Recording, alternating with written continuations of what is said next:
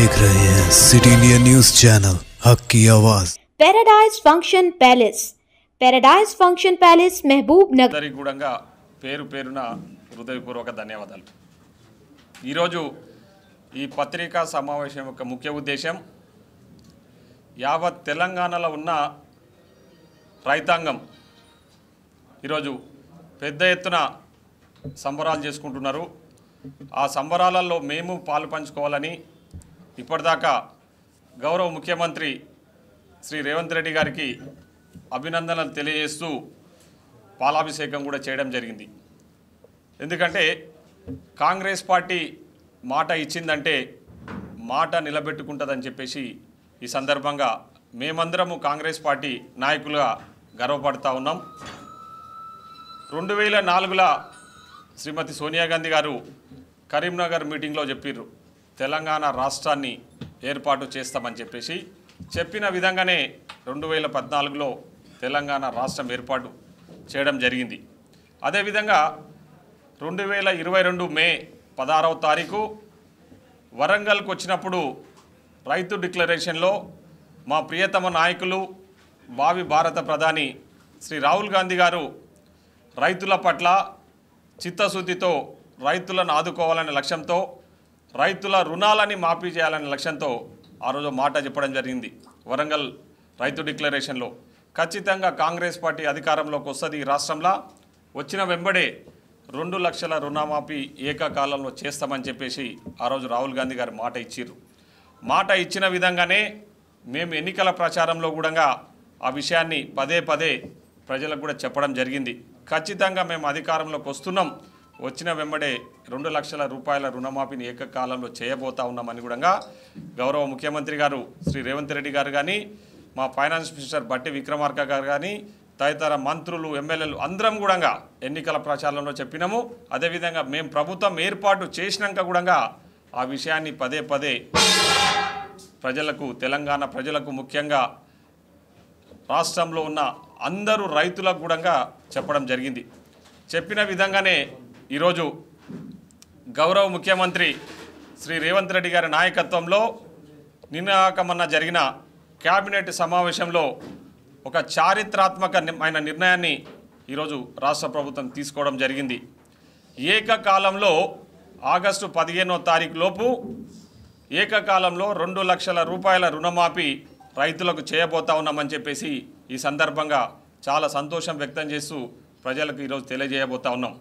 ఈరోజు మేము నిర్ణయం తీసుకున్నాము, కేబినెట్ నిర్ణయం తీసుకున్నది గౌరవ ముఖ్యమంత్రి గారు కూడా అది కూడా విడతల వారీగా కాకుండా ఏకకాలంలో 2 లక్షల రూపాయల రుణమాఫీని చేయబోతా ఉన్నాం। త్వరలోనే దానికి సంబంధించిన జీవో కూడా ఆల్రెడీ కేబినెట్ ఆమోదముద్ర వేయడం జరిగింది, దానికి సంబంధించిన జీవోను కూడా త్వరలోనే రిలీజ్ చేయబోతా ఉన్నామని చెప్పేసి మనము నిన్ననే పత్రికలలో కూడా రావడం జరిగింది।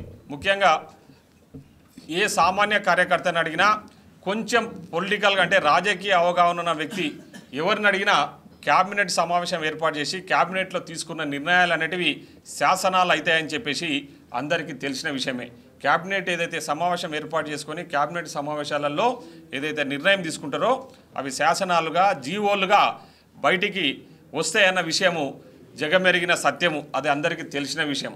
కానీ ఈ టీఆర్ఎస్ పార్టీకి సంబంధించిన కళ్ళు లేని కబోదులు ప్రజలు వాళ్ళకి ఎన్నిసార్లు బుద్ధి చెప్పినా తప్పుడు మార్గాలలో ఈ రాష్ట్రాన్ని పాలించి తప్పుడు మార్గాలలో అడ్డగోలిగా అవినీతికి పాల్పడ్డ నాయకులు, ముఖ్యంగా ఈ రాష్ట్రానికి వ్యవసాయ శాఖ మంత్రిగా పనిచేసిన మన పక్కనే ఉన్న నిరంజన్ రెడ్డి గారు నిన్న ప్రెస్ మీట్ పెట్టి ఏదో క్యాబినెట్లో నిర్ణయం తీసుకున్నంత మాత్రాన రుణమాఫీ జరుగుతుందా, ఏదో పేపర్లన్నీ కూడా తప్పుడు ప్రచారాలు చేస్తూ ఉన్నాయి, ఎక్కడుంది రుణమాఫీ అని చెప్పేసి లేనిపోని ఆరోపణలు చేస్తూ మళ్ళీ ప్రజలను తప్పుదో పట్టించే ప్రయత్నం చేస్తున్నారంటే ఈ కళ్ళు లేని కబోదులకు ఏ విధంగా చెప్తే బుద్ధి వస్తుందో అర్థం కావడం లేదు। ఈరోజు క్యాబినెట్లో నిర్ణయం తీసుకున్నాము, 31,000 కోట్ల రూపాయలు ఈరోజు ఈ 2 లక్షల రుణమాఫీ చేయడానికి అవసరమైతే దానికి సంబంధించిన అన్ని విధాలు కూడా అన్ని నిర్ణయాలు తీసుకున్నారు, అన్ని సమకూర్చుకోవడం కూడా జరిగింది। కాబట్టి ముఖ్యమంత్రి గారి అధ్యక్షతన జరిగిన కేబినెట్ సమావేశంలో ఈ నిర్ణయం తీసుకొని మేము చెప్పడం జరిగింది।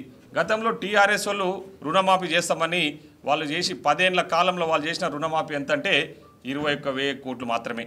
అది కూడా విడతల వారీగా అప్పుడు 20, ఇప్పుడు 10, అప్పుడు 30,000 వేసి ఆ వేసిన పైసలు కూడా వాళ్ళు మిత్తిల కంటే ఇచ్చిన అప్పులకి మిత్తిలు కట్టుకోవడానికి సరిపోయింది తప్ప ఎక్కడ కూడా రుణమాఫీ అనేది పారదర్శకంగా జరగలేదు, రైతులకు ఎలాంటి ఉపయోగపడలేదు.